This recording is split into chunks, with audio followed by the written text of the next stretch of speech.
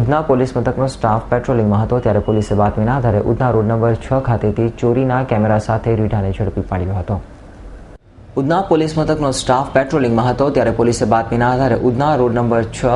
Pushpa hotel પાસેથી પસાર થતા રીઢા યુપીવાસી ચોર અંકિત કુમાર ઉર્ફે રાહુલ રાજબક્ષ ઉપાધ્યાયને ઝડપી પાડી તેની ઝડપી લેતા તેની પાસેથી ચોરીનો સોની કંપનીનો ડિજિટલ સ્ટીલ કેમેરો તથા મેમરી કાર્ડ મળી આવ્યા હતા। જે અંગે પોલીસે તેની પૂછપરછ કરતા રીઢાએ ચોરીનો હોવાની કબૂલાત કરતા પોલીસે તેની અટક કરી કાયદેસરની તપાસ હાથ ધરી હતી।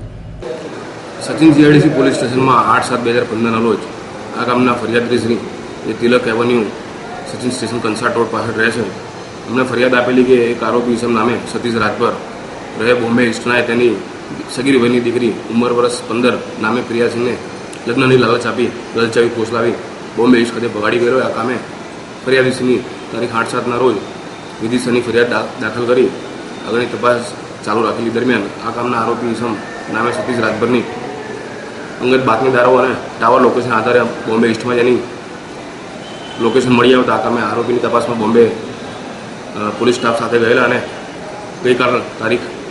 11/7/2015ના રોજ ભોગ બનનાર અને આરોપીનો તુલિન પોલીસ સ્ટેશન સંતોષભવન પોલીસ ચોકી ખાતે કબજો મેળવી આજરોજ સચિન જીઆઈડીસી પોલીસ સ્ટેશનમાં આરોપીને ગુનાના કામે અટક કરેલો છે। Bureau report